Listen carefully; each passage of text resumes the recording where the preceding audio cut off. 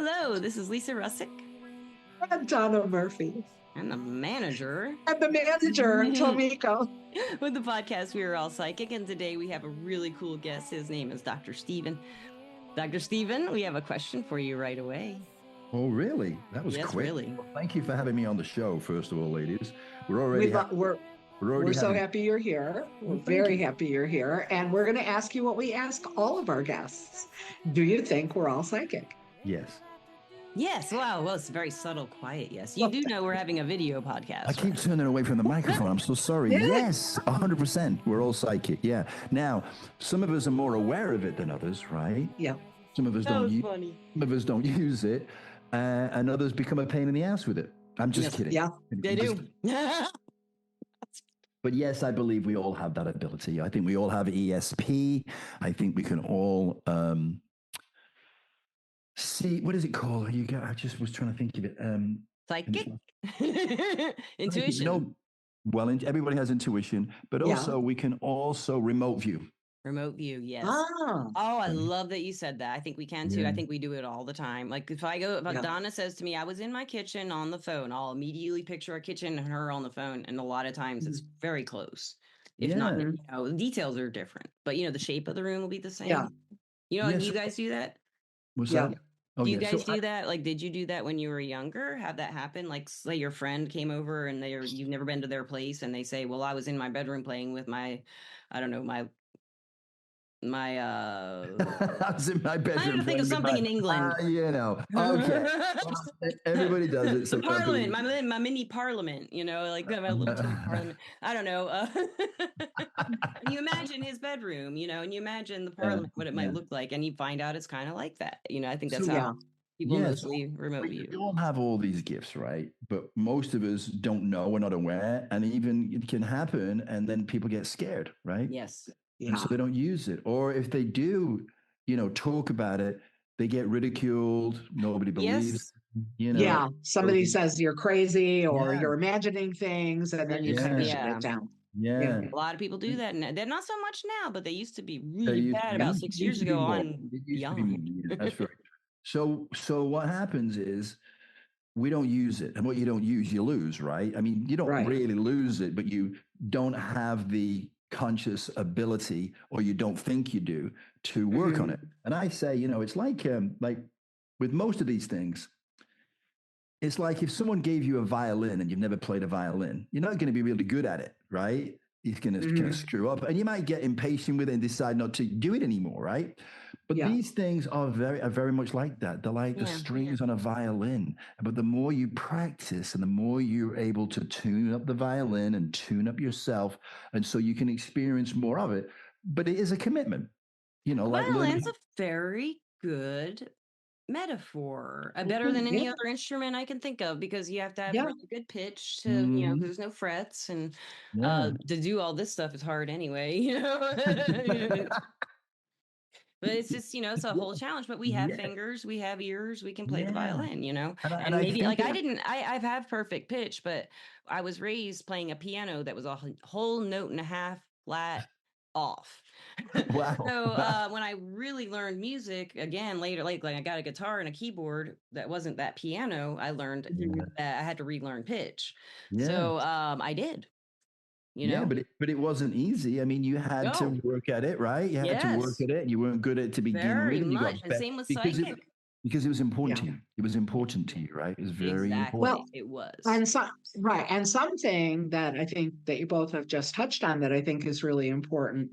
When we're kind of raw and naive, we don't know what we don't know. But we're also as yet kind of unformed. Everything that's there is potential, right? And it's unformed.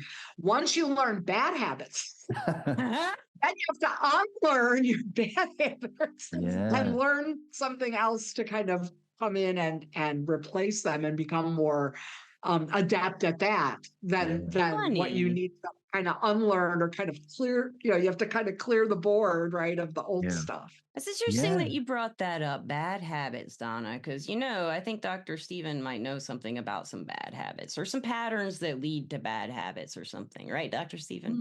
Yeah, I think that we're onto some. Listeners and watchers, this is a video podcast on Spotify and YouTube. And Mr. Dr. Stephen Edwards would love to tell you about his book, The Venus Flytrap. You're asking me about bad habits, and I was going to go, yeah, no. I don't have any. Me? Hold on here. Yeah. So for sure, so I guess a little bit of background. I grew up, I think most people can say this, in a pretty traumatic household, right? Because when you say that to people, go, oh yeah, me too. But when we're kids, we don't realize that, right? It's not like we all go to school and go to the playground and at break times, get in a huddle and go, hey, do you have some trauma going on for you? You know what I mean? People don't talk about it, right? Because really, I don't know the word trauma.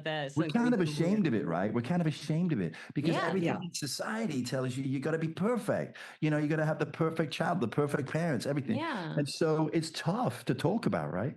It is. So, you push it down. I pushed it down. And, I'm not saying for a second that my childhood was any more traumatic than anybody else's. Yeah. In fact, if you tell people, they might say, you had it easy, whatever. But for you personally, it's trauma, right? It is, yes.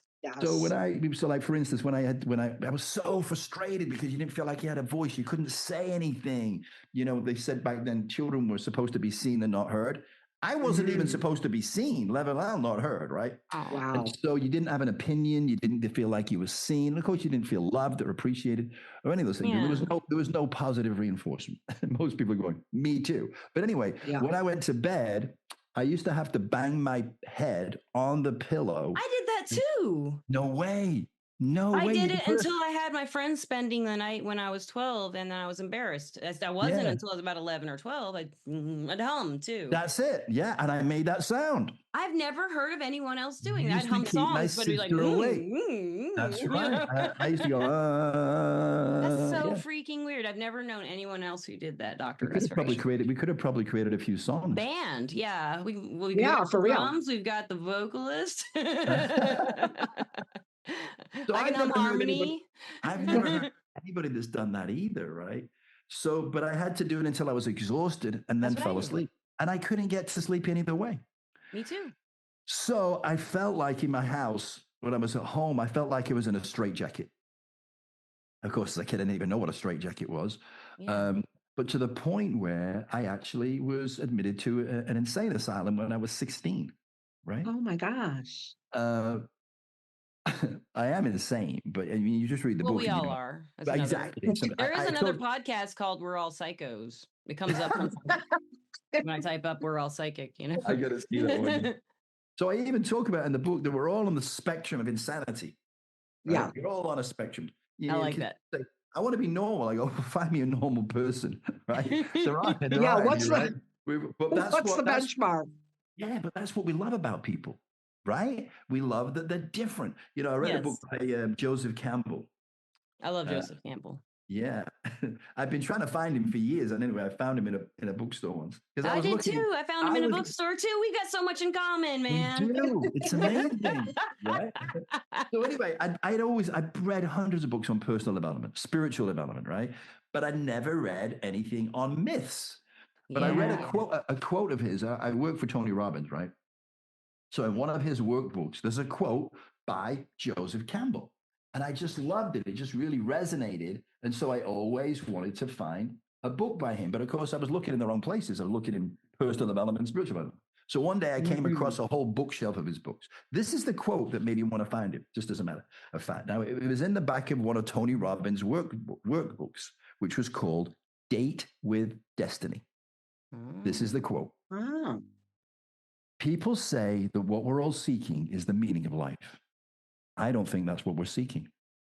I think what we're seeking is an experience of being alive. So that your life experiences on the purely physical plane will have resonances with our own innermost being and reality. What we feel is the rapture of being alive. I go, I want to read more of that guy. So I find a book of his called Myths to Live By. Mm-hmm. And, whenever I buy a book, I usually open it up and just look at a page arbitrarily and see if there's anything there that resonates, And it said on that page, It's not the perfection that we love in other people. It's the imperfection. It's what makes them unique and different. He said, who the hell would want to live with a perfect person? That'd be a nightmare. How boring would that be? Right? I don't know. I think perfect's kind of subjective, though, when it comes to personality. I don't know. Because, but with Donna, she might like a guy who, she might want to date a guy who flirts a lot. And I might like a guy who's really serious, and some people might like find those flaws. It's like she might not want the guy to be so serious, and I might want the guy to be like not funny all the time, something like that. Absolutely. So like, in a way it's kind of weird, but there are bad qualities people can have, like punching you in the face for no reason. That's a bad quality. Well, yeah, I mean, cruelty and dishonesty. I mean, those are, I don't think anybody's going to look at those as positives. No. The thing is, though, I think too, is I guess what happens over time is you realize that since you yourself aren't perfect and you're not going to be with anybody who's perfect. I didn't, just so you know, I didn't say that I'm not perfect. Let's just be clear. Well, I understand. You're not. I'm not. Donna's perfect. There might be exceptions to the rule. There might be exceptions. But I do think, I mean, I know what's kind of evolved over me is not so much, is that person perfect, are they perfect for me? Yeah. Right. In other words, how do we complement each other? How do we fit together? And that might actually be a form of perfection. Maybe. The form of perfection. Maybe. Yeah. All right. But here's the dichotomy. Okay. What you love about somebody is also what you're going to hate. It can be that way. It can be. Yeah. So you got to be, so that's a lesson that we have to accept, that you got to take the rough with the smooth, right? Do you love that person enough to accept, as you said, Donna, their flaws, right? Mm-hmm.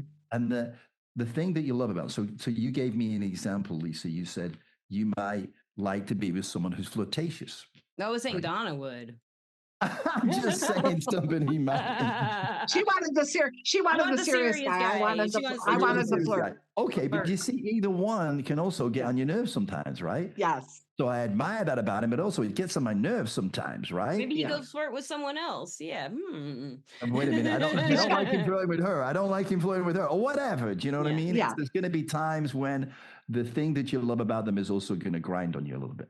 And then the same thing with being serious. You want him to be serious guy, feel safe, lets me be funny and free and safe in that environment. And sometimes it could be just like, he's so freaking serious. I wish he'd just lighten up. Yeah, wish he'd lighten up. Yeah.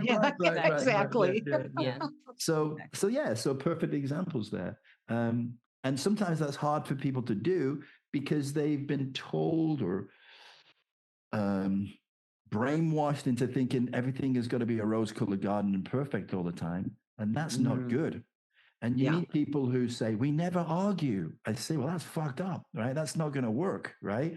Because you can't always agree on everything. Everything. Not unless you're the same exact person, Even then, you might... I argue with myself all the time, right? Haven't you ever had an argument with yourself? all the time. Okay, so now you know I really am crazy. Anyway. Oh, we're all there. We're all right there with you. And so with these having this experience, and this is not the only one, I'm just giving an example, right? So I was ashamed of that, right? I went into an insane asylum. I mean, they didn't call it an insane asylum. I'm being, dark humor, a dark humor. But it was for crazy people. Anyway, so then they gave me electroconvulsive therapy. Whoa! Yeah, I know, why were you in there for that? What would they think was wrong with you to give you? They never actually told me. I'm just kidding. Right. I asked everybody. They didn't want to say. It must have been really bad. No. So they told me that I was what they called back then a manic depressive, or as we would call that today, bipolar, right? Bipolar, yeah. But later on, because I went in, I was as high as a kite. I mean, I had never taken drugs, right? So I just went in there and I was just what they called in mania, right? Yeah, I know. But I loved everybody. Yeah. Like, why are you putting these restraints on me? I'm not going to do it. Yeah, like you're not going to. I feel amazing, right? That's really weird. Yeah. I know, right? Wow. So I found something out later on. But anyway, for now, I'm in this insane asylum, as I like to call it. And they're giving me electroconvulsive therapy and they're giving me all kinds of drugs, right? To bring me down, right? Yeah. So eventually they got me into a state of terrible depression. And then they said, okay, you're normal now. You can go home. Oh my Gosh. Hold on a second. That's horrible. Hold on a second. I got here and I was the size of guy. I felt great, loved everybody. And then you get me into depression. You go, okay, you're normal. You can go home. Now that I'm miserable. Oh yeah, you're cured. Like, I just have a real quick, if you can remember, like, what kind of behavior did they say was, man, you were happy and stuff, but did you have some kind of weird behavior that they were going blah, blah, blah about or something like that? I was in a completely different reality, right? Oh, you were? Okay, yeah. So, let me explain a little bit. Since you asked, I'll tell you, right? So I just was feeling amazing. And so when you feel that good, you think, this isn't me. I must be what else? Superhero. Superhero, right? But eventually went even further than that. So I'll get to that. I got you. Yeah. Grandeur. Anyway, yeah, right. So I go out. Well, first of all, my mom took me to the doctor and he said, take him home and don't let him out. Oh my God. I went home and I escaped, right?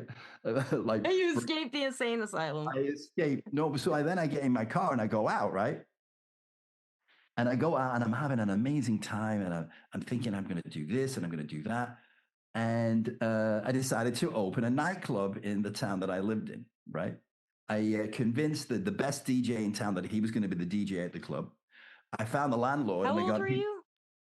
16. But I used to go. I started going to nightclubs when I was 14, right? So anyway, okay. so and this DJ knew me, and but I had this amazing confidence. I got the freaking landlord to give me a 5-year lease on the building where we're going to put the nightclub in, and he gave me 6 months free without any lease payments, right? Wow. I didn't even find that out, but you you're just so somebody knows magic. Exactly, right? And you know what? You can do magic when you're in that place. You really can. Yes, you can. You can do things and say things and make things happen you never imagine. All my friends were trying to come on, maybe we should go. At one point, I had my own business. I had a jewelry store. I was making a lot of money. So I was kind of a little bit, I don't know who you call notorious, but I was well known in town, right? Okay. So then at about 3:00 in the morning, a friend of mine comes to me and he says, hey, and I think his name was Angela, right? Angela wants to meet you. I said, who's Angela? He says, she's the girl that owns I can't think of the name now. We didn't call it that, right? But the whorehouse in town, right? And she wants to meet you, right? I'm going, oh, well good. Let's go then. Let's go meet her. So we end up going there and we partied for a few days. It was amazing. But then for some reason, I don't know why we would leave there, but we did leave there. And it was at night. And so I'm in my car with my friend and I'm driving. At one point, I'm driving over a bridge that is two-way traffic. And I'm driving on the wrong side of the road at 100 miles an hour. Wow. So it's probably just as well I got. What were you thinking then? Just this is normal? Okay, that definitely sounds like mania. I'm sorry. Sounds like mania. Were you just this is normal, or I'm trying to get somewhere, or this is fun? I mean, what was going on in your head? Was it part of your storyline? Probably all those things. Actually, I was going home. I was going home. You're going home, getting there fast. About 2 a.m, but I was living at home. I was 16, right? Yes, I've done that stuff at 16, but not thinking the kind of things I think you were talking about thinking. You know? Anyway, I get home. My parents were like, "What the hell is going on here?" Right?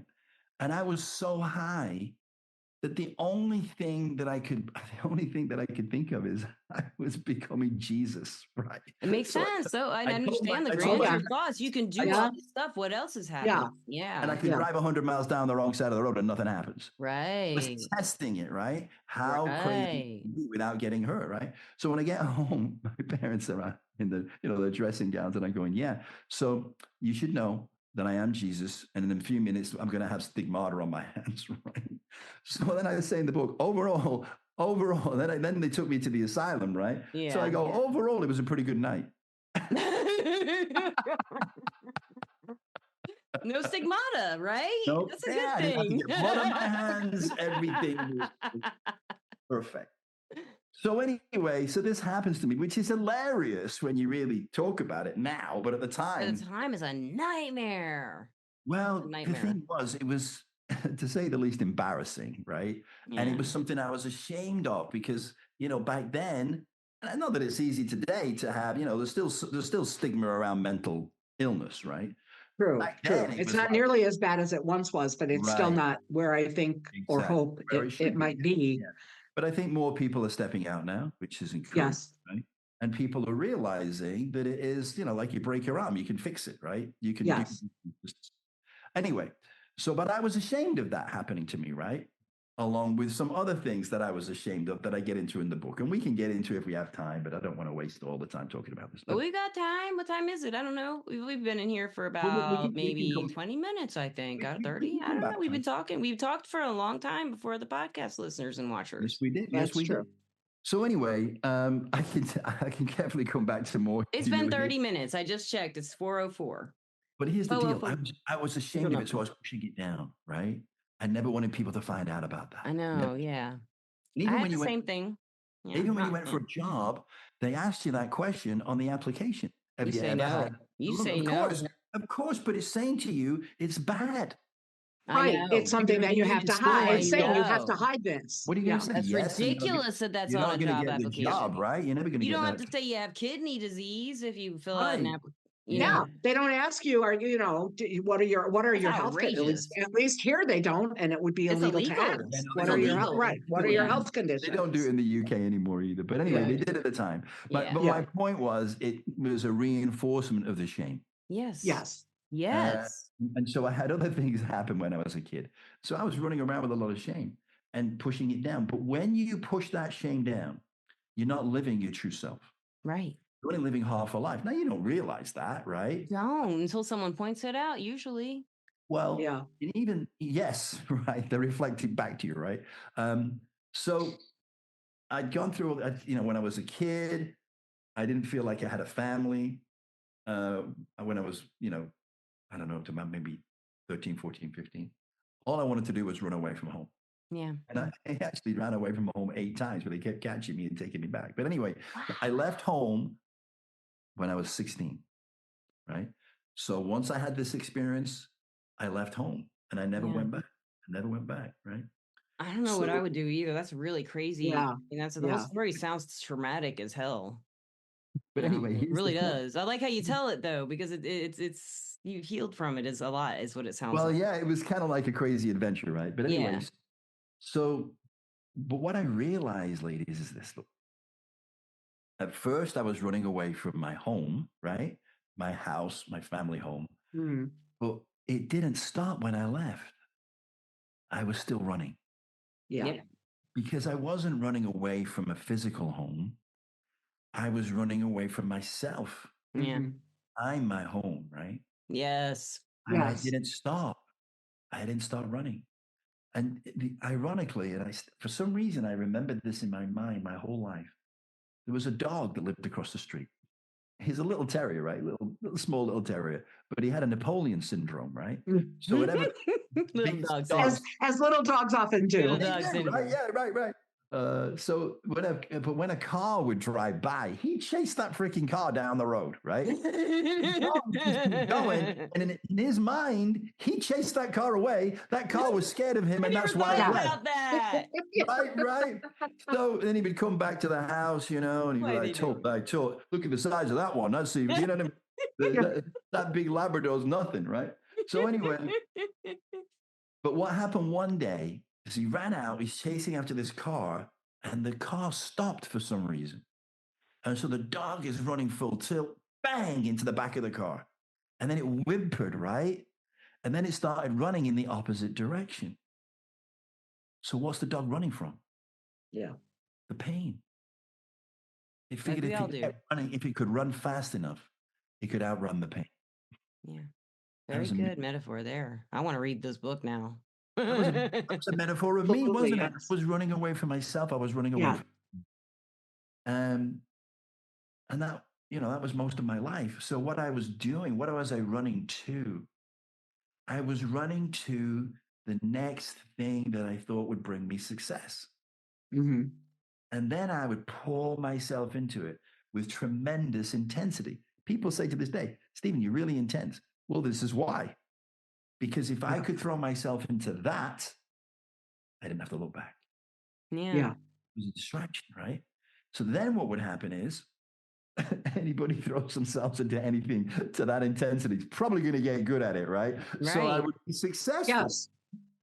And then it's like, if you say you want anything and you get it, you kind of go, yeah, that's not it, right? So it's like, first you're like, great, I did it. And then you're like, that wears off in no time, right? And you go, yeah, that's not it. If you're running from something, it does, yeah. Yeah. Right? Yeah. So then I would just let it implode. Yeah. Yes. And then I would feel burned out, right? Because I'd be so tired, right? And rebuild myself, recreate myself, right? So what did I pour myself into? Well, in my early years, it was really I had a job, and I loved that job, and I was really good at it, and I was very focused, and I became an assistant. It was a grocery store. Right? I was wondering, yeah, it was just a grocery store. But you worked your way up, kind of. Yeah, I worked my way up, right? And then same thing, crash, reinvent. And this went on for I know this story very well. So, and then it became, partying, having, doing drugs. I was never really into alcohol. Fortunately, I had some bad experiences with alcohol when I was very young. That's fortunate, yeah. I got sick, right, on alcohol. Drugs, not so much. So anyway, but I was very lucky, ladies. I was so lucky that I never got addicted.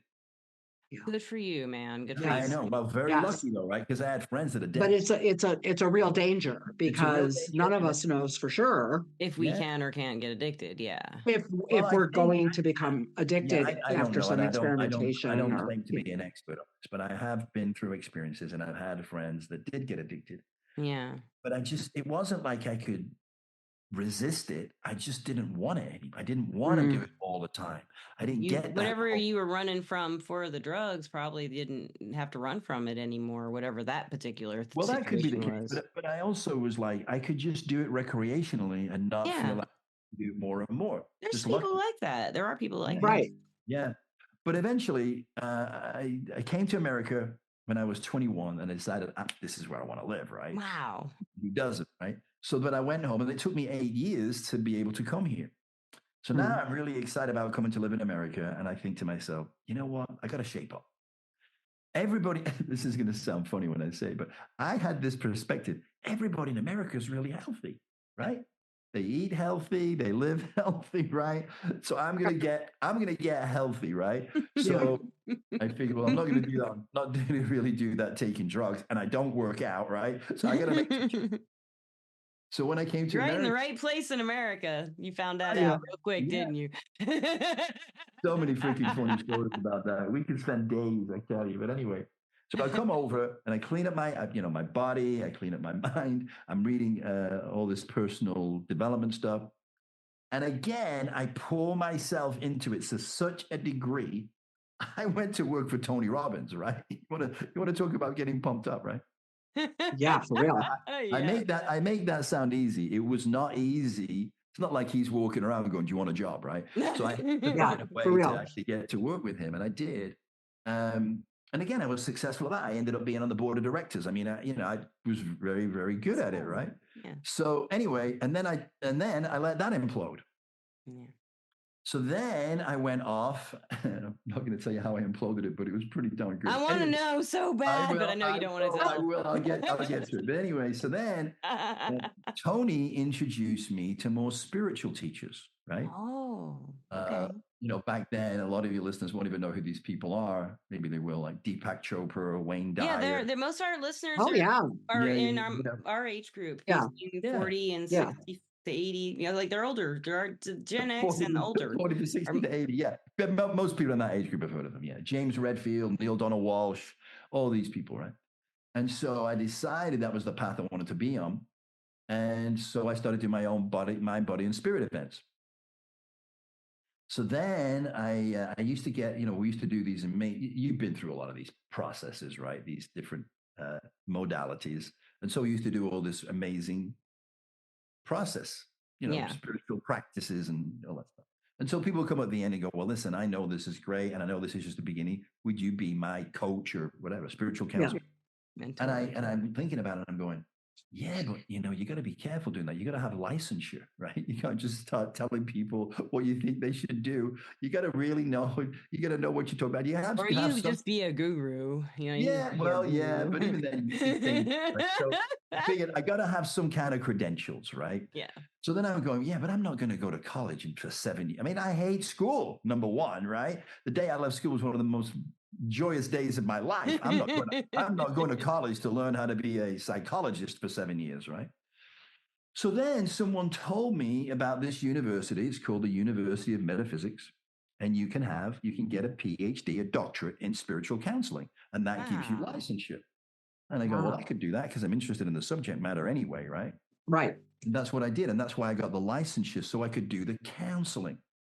So now you're going, well, you call yourself a doctor. No, not really. What happened was I never even thought about the fact that I was a doctor. I just thought he'd give me license to do counseling, right? Yeah, with And I don't even say doctor on anything. It says PhD in spiritual counseling. And you probably got Well, that. a PhD is a doctorate. It is a doctorate I degree. It know, doesn't make you an MD, but I know. No, you that's are a right. Yeah, doctor. that's right, Donna. But I never used it.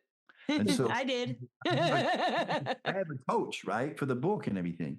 And he's reading the stuff and he goes, wait a minute, you got a PhD in spiritual counseling? I go, yeah. He goes, then you're a doctor. You didn't even know it? I didn't even think about it, Well, you were right? raised in England. Is it not like that in England? Or is it different? Listen, the chances of me getting a doctorate in England were zero, right? I hated school. I would never, the thought of going to college was never even discussed. Of getting a doctorate? Are you crazy? Well, I have a question for you. How long did it take for you to get that? Because those spirituality schools, sometimes they're not as long. Like if they're like No, it's certification not. It was schools. 3.5 years, right? That's And I great. think Like my audio school was only a year and a half. Yeah, Yeah. and maybe that was part of the reason I didn't use it as a doctor. I didn't want people to think I was an MD, right? And so I was Right. happy to be, to have the PhD, not even tell anybody about the PhD, just know that it gave me licensure to do what I wanted to do. Yeah. But this coach said to me, well, you're a doctor. Then I went, I guess. He said, well, you should use it on your book because it'll give you more credibility. I thought, well, I am, so I'll put it on there, right? So that's why it's not. that's why it says on the front of the book, Dr. Stephen Paul Edwards.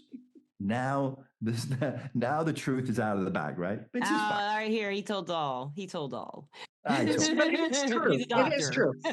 My understanding here, and I can't speak for anywhere else in the world, but my understanding here is that because you can have a PhD in a number of different disciplines. Yeah. Of course, yeah. And once you have a doctorate degree, you are in fact a doctor of that subject. Yes.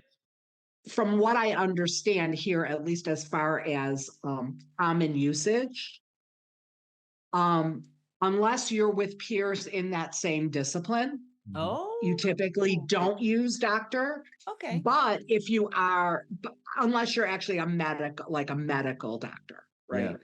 But other disciplines, you use it with your peers. You use it in your peer group.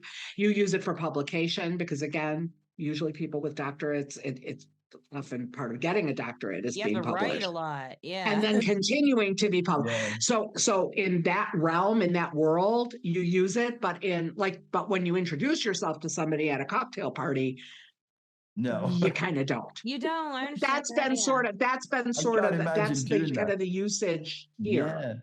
Yeah, no, I would never. My feeling is I have no problem. I mean, again, to me, if someone has earned a doctorate, they've earned the title. And if that's their preference, I'm good. I'm there. Part of what gave me a little bit of the confidence to say, okay, I'll do it. I'll own it, right? Because part of my, wounds have been self-esteem, right? So why not? Yeah. And the other thing that gave me confidence was that, Wayne Dyer did it. He called himself Dr. Wayne Dyer. He wasn't a doctor of medicine. He was a doctor of spirituality. So yeah, why not? So I did. Anyway, that's why. And again, anything that will help you distinguish yourself, which is a true thing, that will distinguish yourself to a potential audience or a potential client. Yeah. I think that's perfectly good. I think that's better than perfectly good. Well, I think, and also because I talk about, giving spiritual counseling.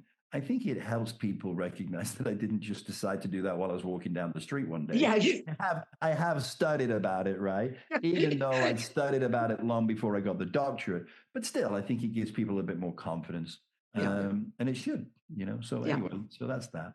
So anyway, the next thing then, I blew that up, and then I get into thinking I got to work on my relationship with money, right? Because I'm always broke, right? I never have any money, right? I know that one too. So I decide to go Relationship. I and like this. Relationship with money. I like the way yeah. you put that. We're in a Well, Well, it relationship. is a if you think relationship. about it, really, It I mean, is, yeah. I never thought so of it that anyway, way. so then this crazy stuff happens to me, right? So then I get approached by a company that find out that I'm doing these mind, body, spirit events, and I'm helping people, amongst other things, overcome their what I call transparent beliefs that are holding them back and their Yeah. fears, right? So I get approached by this company that actually their offices were not, maybe 50 miles from where I live. Anyway, they came to see me and said, listen, we know you're doing this event and we know it's really good and you're successful at it. Would you be interested in coming out and doing one of your programs for our students? They had a real estate investment school, right? Okay. And so people would go there to learn how to invest in real estate. Okay. And people would pay anywhere from $25,000 to $100,000 to go to the school. Whoa. Wow. And they said, well, look, we've got all these clients that spend all this money. And some of them, in fact, probably many of them, don't ever do anything. They don't even buy a property, right? And we want you to help them overcome the fear of doing that and help them move forward. Oh, you'd be great at that. Well, here's the thing, right? So I go, yeah, I'll be interested. But then I go, the only problem is I don't even own my own house, right? So how am I going to tell people, yeah, you got to go do it, go for it, right? Right? You crack me up so much. It's so funny. So I said, I need to do some of your training so that I'm not doing an event until I bought some houses, right? I'm not going to do that, right? So they said, okay. So I went to one of their trainings and I never said anything. I just went to the training and they just thought I was just going to go and watch. Well, in 13 weeks, I bought 12 houses. Wow. Right? You are persuasive. I told you I'm freaking intense, right? You tell me. Persuasive. You're intense, but in a really great way. It's not hard.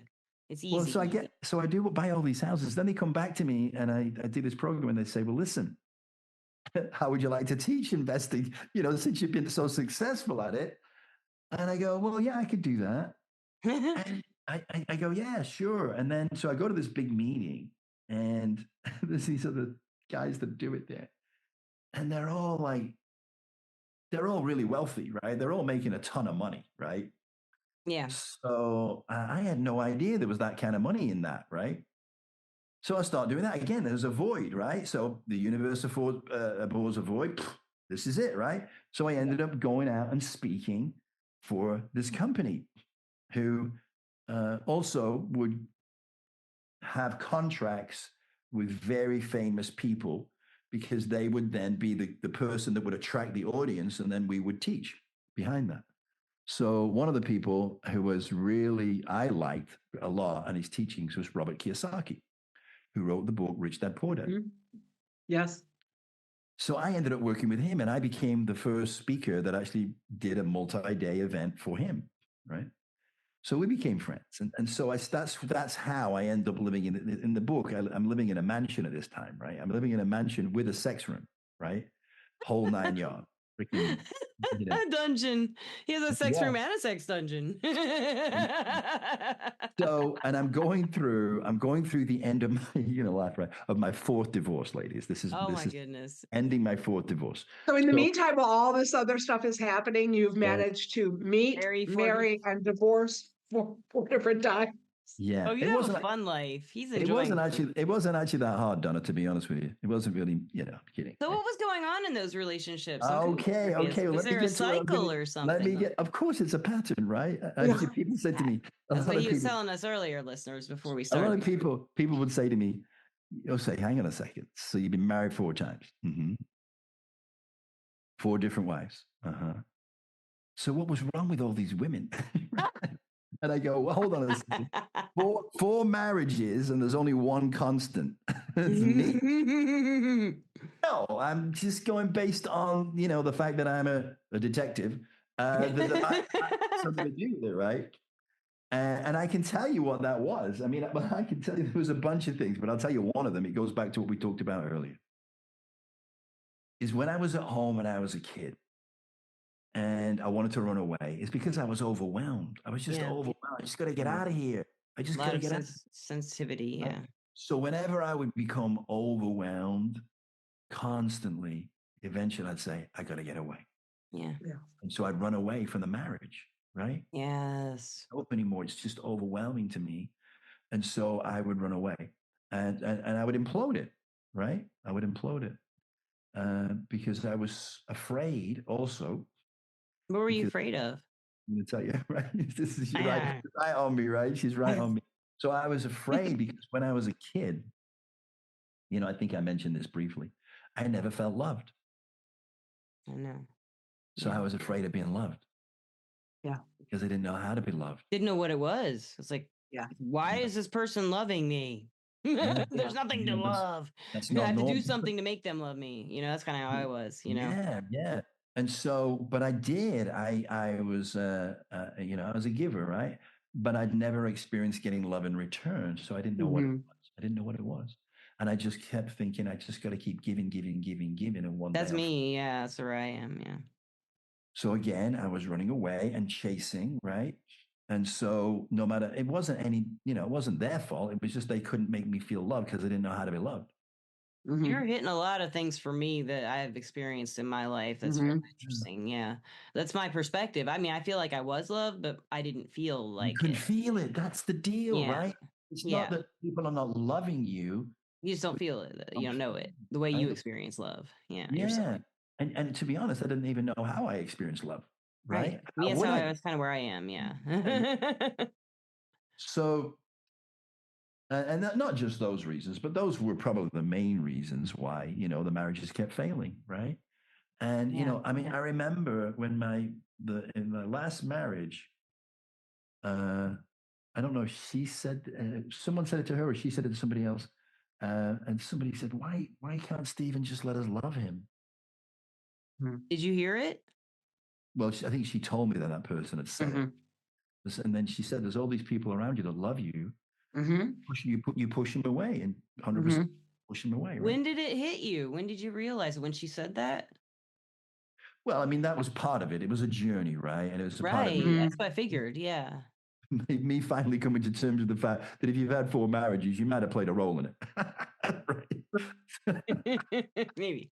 Maybe there's something we should. I've actually wound up saying that to clients, and I've certainly said that in my own moments of self-reflection, where it's like, okay, what's the common denominator here, right? I mean, what's the one thing that's always present when these weird things happen? And it's like, oh, that'd be me. I'm there. I'm around. That'd be me. Yeah. And also, that's beautiful. And I could say this about my marriages. I could say, listen. No, I'm not going to say it for marriages. I'm going to say it in a minute with what was happening with me and Tamaz in the book, right? So she would constantly be able to fool me, right, into believing her, right? So, I said, she lied all the time. And I said in the book, so she lied. And I said, there's a reason for her lying. Because she's a fucking liar. That's the reason. There's a reason. That was a joke. There's her answer. The liar. She's not being very nice. But that was a joke. But there really was a reason that she does that. But we'll get into that later. There's so many things to get into, right? So anyway. Especially with relationships. Oh, wow. I mean, I say to people, listen, if you ever decide to get a divorce, come see me because I know a lot about it. I'm an expert. So anyway, I'm going through my 4th divorce.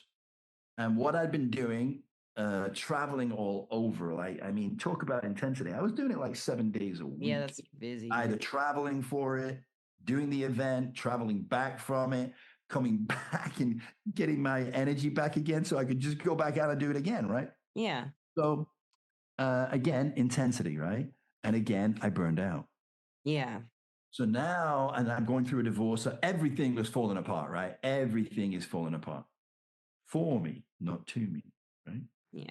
Now, I didn't realize that at the time. I'm just like, that's a good point. For me, not to me. I like that. That's my phrase, and I'm going to get to that in a minute. I liked it. Sometimes you go, it's not happening to you, it's happening for you. People go, if you say that again, I'm going to kill you. because they're Yeah, so because attached I'm to not buying that right at the moment. So Right now, I feel like a victim, and I feel like I am yes, on the pit. I am firmly on the pity pot, and you better not try to get me there off. you go, right? And some people, and you're right, Donna, because some people come so attached to it, don't they? And again, it's not their fault. I mean, society says that, that happened Right? to you, right? You should Yeah. sue that person. You should do Yeah. whatever. And sometimes you should. But my point is, Yeah. Yeah. you don't want to be a victim. I Yeah. say to people, listen, and this is not an easy belief to live by. I'll tell you that right now. But I believe this for quite some time, and it's been a savior to me. And that is, nothing happens to you, everything happens for you. Easy to believe when everything's going right. Yeah, of course this is happening to you, right? But when you're in your darkest moments, Yeah. you're going through trauma, that's really tough to believe that. But I'll give you an example of how I do it in a minute. And I'm not, it's very simplistic to say that. To be able to get to a point where the most traumatic experiences in your life happen for you, that's not an overnight process. Mm-mm. And even when you recognize, you're hurt, you're angry, you're frustrated, and then you calm down or to some degree, and you say, okay, this happened for me, this is going to be good. Explain that to me, right? Yeah. This is where I'm having a conversation with myself. Yeah. It's not going to come to you right away. Yeah. And it might be weeks, it could be months. Yeah. But you just committed to that idea, that belief, and you will find it. Yeah. You will. But it's not just that easy just to say, okay, yeah, well, my arm got cut off and that happened for me. How cool is that? No, you're going to be mad you lost your arm, right? Yeah. You're going to be a victim for a while, and it's okay. What we don't want to do is get stuck there, right? Right. Yes. Right. And then be angry, resentful towards somebody else, because the only person that's going to hurt is yourself, right? You're going to carry ultimately, that with you, yes. And it's going to hurt you more than just feeling bad. It's going to hurt you physically, somatically, in your body. You're carrying that around. And that's why people very often get dis-ease. Yeah. It's disease from these things. Anyway, the bottom line is I'm going through all this. I'm like depressed in bed, right? I'm sure. Trying to, heal the feelings. Every divorce sucks. There's no fun divorce. Even if you want to get divorced, it sucks. Even a quote unquote amicable divorce is not. Oh yeah. Yeah. And we tried to do that. And we did. We went to a spiritual uncoupling thing, but it's still really hard. I never heard of that before. Interesting. Yeah. Well, the one I found was in Arizona and Sedona, right? So we went there. I love Sedona, yeah. But it's still hard. It's still hard, right? I mean, I don't think maybe there are some people that do this, but I don't know any. I mean, people don't get married to get divorced, right? No. Right. And I'm not the outcome you're wanting, no. Right. And I'm the ultimate romantic. I always think this is it, right? Yeah. And I did. I really did. I mean, I bought the house for us, right? I mean, people used to say to me, you could make this like into like a house like Hugh Hefner's. And I'm like, yeah, but that's not, I have no interest in doing that, right? Yeah. For us, it was going to be our home forever. And I had, I bought her a Rolls Royce and I had a Bentley, but not to show other people. It was just because we would get to enjoy Loved each other and you wanted to have fun, spend the money together and have a good time. Yeah, it makes sense. So I was struggling to get over it, and we never thought we'd ever get divorced. We just thought we'd be together forever, right? And so that hurt too. And we were both like, we would say to each other afterwards, right? I can't believe we got divorced. I can't believe that happened. Everything was going so well, and then suddenly, boom, So anyway, but there were reasons for it, right? So this is the woman who made you look a little deeper for some reason, because you couldn't believe it ended. It sounds like for some reason with this person, it was like you saw something the fourth time around, right? Something different.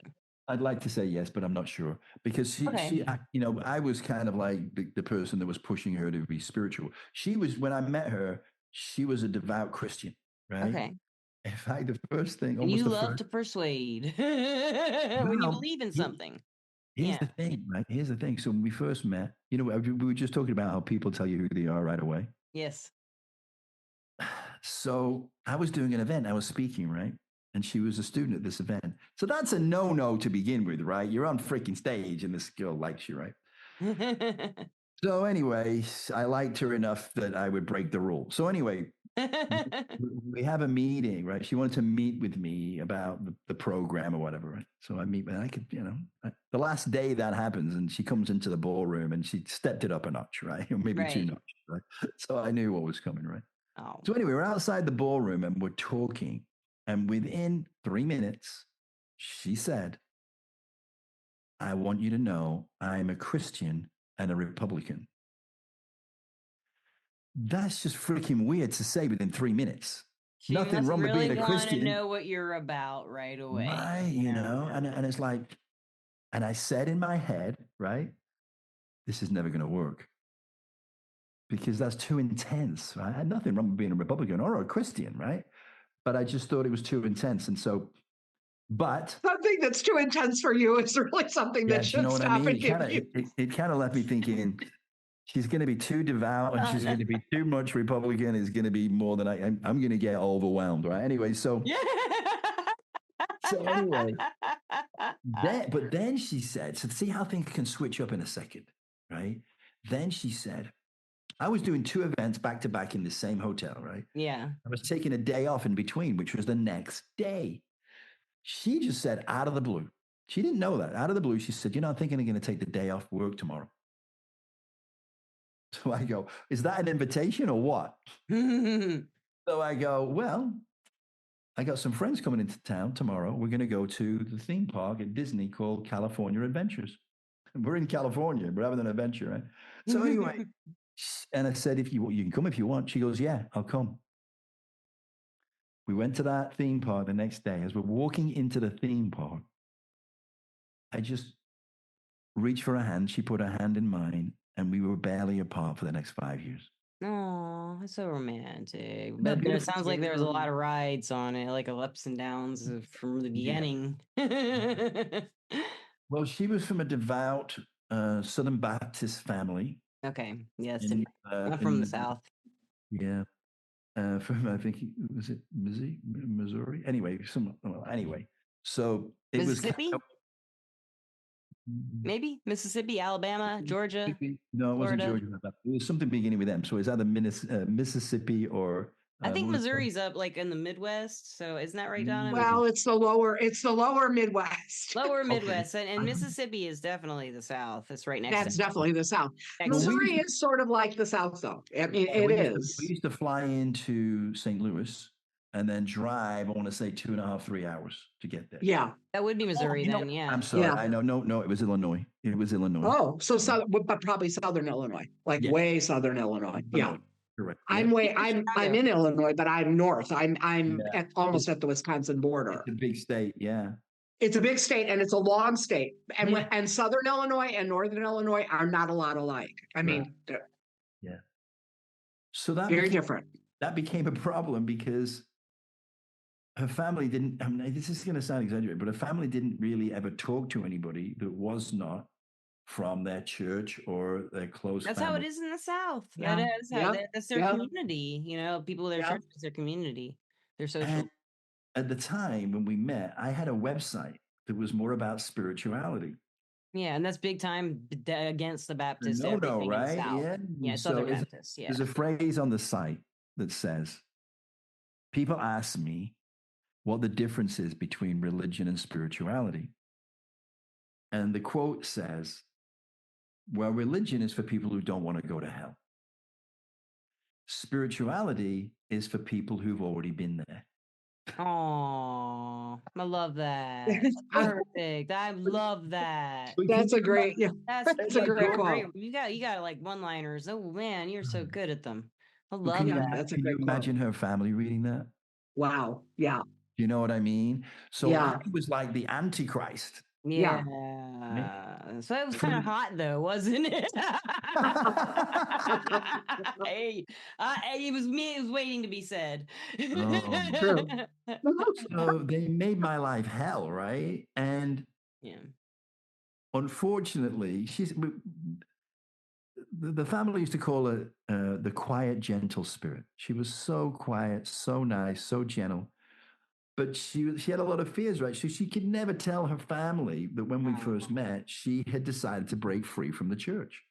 So she kept it on the down low and Yeah. started. But she made me look like the bad person, right? It's your fault. Right. Then you look like, right. It looks like it's your fault. Yeah. And Yeah. it's your fault. Oh, no. So that made it tough. Anyway, she's gone. The whole thing that I was doing was gone. And so this void opened up for her to step into my life. And she became the focus of my life, right? Yeah. She became what I was going to put my intensity into, right? Yes. And she became what I say, my magnificent obsession. Mm-hmm. So I met her online, right? Which is the first red flag, I guess. Anyway, because a friend of mine said, look, you got to get out of bed, man. You got to get out in the world. You got to start living again. And I go, yeah, whatever. And he said, maybe you should start dating again. I go, dating? Are you out of your mind? I travel 4 days a week. When am I going to fit? Yeah, when are you going to date? And he said, well, you're not doing that right now. And I said, well, no, you got a point. So anyway, you think about it, it's mulling over in your head. So I'll get online and see what's out there, And then I met her, right? I saw her. Now, she's 5'11" in her bare feet. And she's never in her bare feet. She always wears 5-6 inch heels, right? So she towers over It's like me. 5'3", yeah, 6'3", I mean, yeah. You know what I mean? So, but she's stunning. She was a former international supermodel. I'm not kidding. So, and she was born into wealth, right? Her father's a billionaire, right? She had it nice, yeah. It's just like, it's just crazy. And then there's pictures of her on her site where she's living in Brazil. She lived in Miami. She lived in LA. She lived in Paris, right? And then there's this photographs of her doing equestrian show jumping, right? On a beautiful horse. And she's all rigged out and going, obviously she's for money, right? I didn't know the brother was a billionaire at this time, but you could kind of tell she would what we would call in England a blue blood, right? Yeah. And she's stunning, right? I go, that looks like fun, right? So I start trying to, I'm emailing her, right? And I'm not getting anywhere. So finally, persistent. And this is a lot for me because this is courageous for me because it's brave. I'm not good at this stuff, right? Crush. Beautiful women always scare me, right? But anyway, for some reason, I was able to overcome that fear because it was online. I mean, she's never going to meet me. Who cares? Yeah, right? and you can, if you're writing, you can take your time to think about what you're going to say if you're doing written messages or something, I should probably do that, Lisa. I should probably do that, but I'm kind of like helps me a lot. I'm a little impulsive, right? So anyway, I send her these emails, and I would send her like a like a book, right? And then she'd respond with like 2 lines, right? Yeah. So she read it though. She read it. I don't know that she did that, but she responded. True, yeah. Yeah, I don't know. But anyway, she eventually agreed to go for coffee with me. Now, this is an international date. He did read it. International. But again, the universe worked for me because she lived 30 miles down the road. Wow. Which is really unusual, right? So she agreed to go for coffee with me. I mean, a coffee. How weak is that, right? You got to go for coffee. Woohoo. Anyway, the next day she canceled, right? Oh. Then I had to try again. And I did some pretty cool stuff to get it to warm up a little bit. Some funny stuff because I got to use humor. I really don't have much. I like humor. So anyway, then she agreed to go on a date. So then I'm thinking, I got to tie this down, right? I got to make sure she doesn't cancel again, right? So what can I do to make sure she's not going to cancel? So I told her about these crazy over the top. I didn't tell her what I'd done. I just said, it's going to be an amazing night, right? And then I said, by the way, what's your favorite flower? So now she knows I'm going to buy a flower. So she definitely can't cancel, right? Nice thinking there. I like that. So when I said, what's your favorite flower? She said, what kind of diamond rings do you like? Yeah. I wasn't quite ready for that, but I was close. Anyway, You're thinking it. I was thinking it, right? Yeah. So I said, what's your favorite flower? She came back, bird of paradise.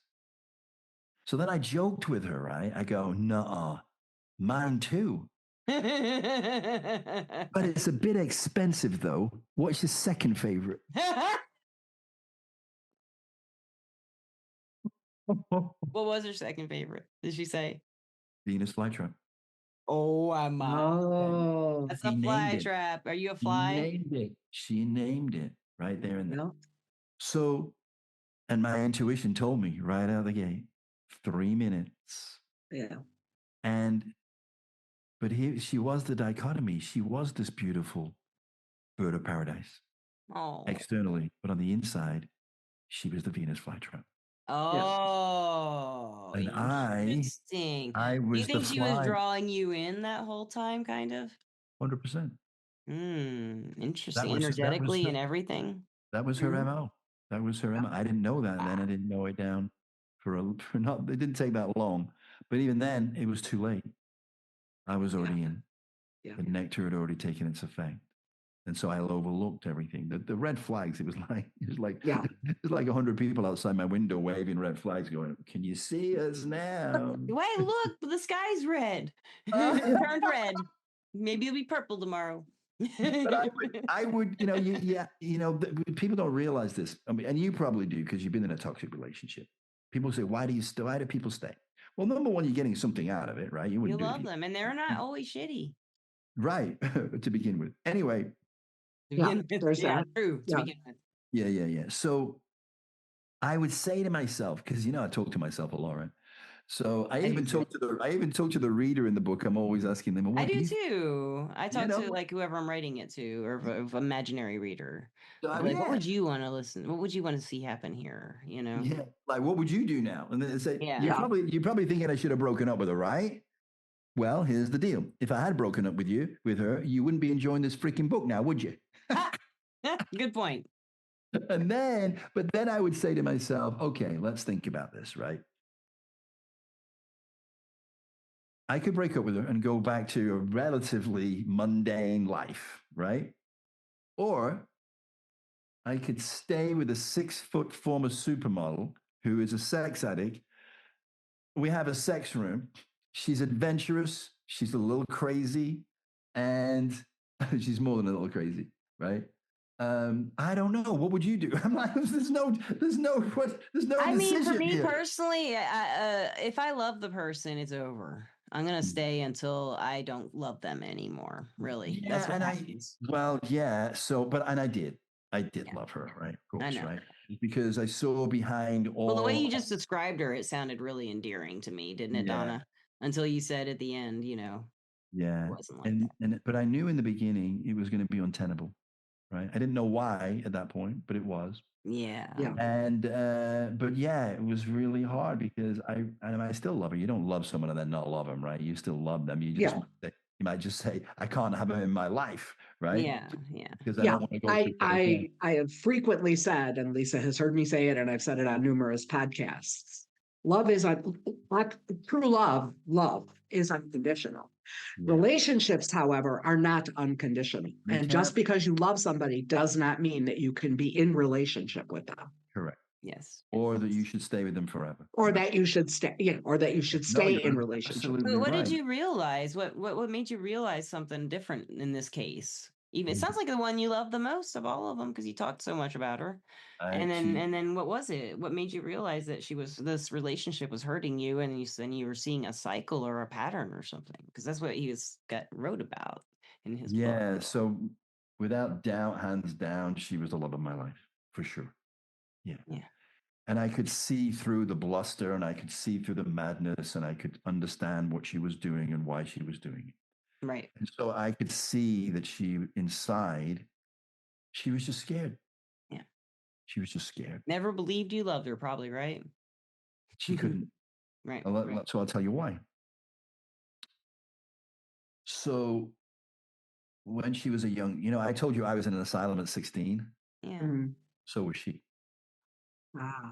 So her father put her in there. Now, there's a backstory to that.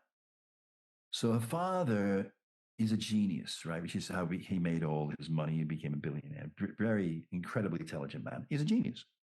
And she has those genes, right? She's very smart. Most geniuses, the fine line between madness and genius. There's some quote, I can't remember what it was. Yeah. 100%. Every genius is crazy, right? It's true. He was crazy, right? Some of the things he did to her or for her, whatever you want to look at it. He humiliated her in front of her friends all the time, and he wasn't able to show emotion. So in her mind, he couldn't love her the way she needed to be loved. Yeah. And then he put her in an asylum because he couldn't deal with her anymore, right? And she couldn't get out. So in her mind, that caused her to believe, if my father doesn't love me, how can any man love me if my father? Right. How is anybody else going to love me? And then she grows into this beautiful, incredibly beautiful young woman, right? And so men around her like flies, but her belief is, you don't love me for me and who I am. You love me for the way I look. And all you want to really have is to use me for sex and then leave me, right? And of course, when you believe that, you create that experience, right? That's what you will experience. Yes. And so that was constantly reinforced for her. But she also recognized that she wasn't just beautiful, she was very smart and smarter than most men, smarter than me by a long way. But anyway, so she decided to use her intelligence to fool men into getting into the Venus flytrap, her devouring them, taking them all their money and all they owned, and then going on to the next toast. Why would she want to do that when she has a billionaire father? Because she's telling him that she doesn't need his money. She can make her own. There you go. There you go, right? She's going to do it on her own, but she's going to do it by taking money from men, right? Right. The shortcut, because she wouldn't take the time to do all that because she grows up in an extreme wealth. She'd go whatever she wanted when she wanted it. Yeah. And, she wasn't going to have to work hard. I can't imagine that. Yeah, I can't. And she's so beautiful. I mean, so she could, and she did it when she was with me, right? Oh. She could pick up a man in less than 2 minutes. Wow. Yeah. Easy, have him wrapped around her finger. And the stories. I know some women like that. That's amazing. Yeah, it is amazing. It's like they hypnotize people. Anyways, and right? they don't even act like themselves. They'll kind of like all surround them and like, what are you? It's weird. They're like not even acting like they usually act. Yeah. Ooh, what's this? What is this? They don't know what to do with themselves, and they all like flutter around. It's so funny. They can change their personality like chameleon, right? Yeah, it's amazing to watch. It is. So this is what. So this is really where the insanity came from, right? I bet you can't connect to anybody because no one can see past that. And you don't know, you don't have an identity. No. She doesn't have an identity because she'd need to change it for whoever she was getting her job done with. Yeah. And so that actually leads to a disease that is incurable, right? And we'll get to that another time. I got to go in a minute because I've got an appointment at 6. But I feel like this is the beginning. Maybe this is episode 1 of. You want to do that? We need an episode 2. Yeah, we definitely need an episode. We got to leave him hanging because we've never done that before. Leaving. No, I don't think we have. This is like this is like me. No, well, so we're gonna leave listeners. We're gonna leave. Give him a cliffhanger. You're a writer, Dr. Steven. Give him a cliffhanger. All right. Well. You mean like, okay, so not where we ended up, right? Because you don't know the end of the book. No, we don't know yet. No. This book is only the first book. There's 3 books, right? Oh, okay. This is a trilogy, all the same story, which I never would have imagined because I thought, well, I'm going to get it all in one book. Not a chance, right? Because it all started to come out. I'm like, holy heck, right? Just like this podcast. Exactly. Exactly. We know there's going to be an episode 2. There might be an episode 3. We don't know. There you go. We'll see, right? Who knows? Only the universe, right? Well, the cliffhanger, let me give him something to take away from this. I like that. Okay, let's do it. And I mentioned this, and so here's the cliffhanger as well. So the belief that I adopted a long time ago that's changed my life is the fact that nothing happens to you. Everything happens for you. Sounds easy, sounds simple, but I'm going to give you an experience from the book. It's an hysterical, hilarious, profound experience of where I had to live by that belief. Okay. And trust me, it was not easy, right? So that's a powerful story to look forward in episode 2. That is a powerful story to look forward to. I'd love it. I would also love to hear you read something from the book in episode 2. I will do that. I will. I've got the book right here. So next time I will read from the book.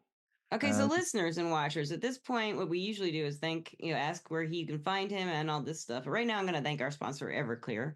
Everclear, we love you, and then you are our sponsor. And Everclear is an advice app and website where you can get advice from psychics and empaths so you can get the clarity you need to create the life you deserve. And I am an advisor on Everclear under the name Lisa Rusczyk. And I am an advisor on Everclear under the name Donna Murphy. And we look forward to speaking with you. And we look forward to seeing you on this next podcast. Yeah. Well, any of our next podcasts until we have Dr. Stephen back on. But definitely when we do episode 2, you got to be here. You got to be here. And then you know what? We have a lot of stuff we usually do at the end, ask advice and all that. But we're going to go ahead and leave that hanging because we need you to come back and finish this story because it's been a great time. Oh, yeah. It's been a long time. So we'll let you go get your thing done. And I will. I just want to say one thing. And you know what I'm going to say. Just make sure if you're interested in getting the book, I've provided the link for the first 3 chapters for free. Because once you read the first 3 chapters, you're going to be hooked on the book. You're in. And then, you are in. Yeah. Like these ladies here, I provide counseling. I don't know about the psychic side. I would just say I'm crazy, but I do have some experiences that can help. I've spent 20 years being a spiritual counselor and being spiritual counselor. We just give advice. You know, we do a lot of personal, like I would say it's spiritual counseling, wouldn't you, Donna? We do readings sometimes. 100%. Absolutely. Yeah. So that's it from me. What do they say? That's all from me. Thank you so much, Steve, Dr. Stephen. I will see you. We'll arrange the other one very soon. We will arrange it. Listeners and watchers, we love you, and we'll see you with him eventually, and we'll see you again next week, or maybe another time randomly. Beautiful. Love you guys. Love you guys. Have a nice time. Peace out. Bye.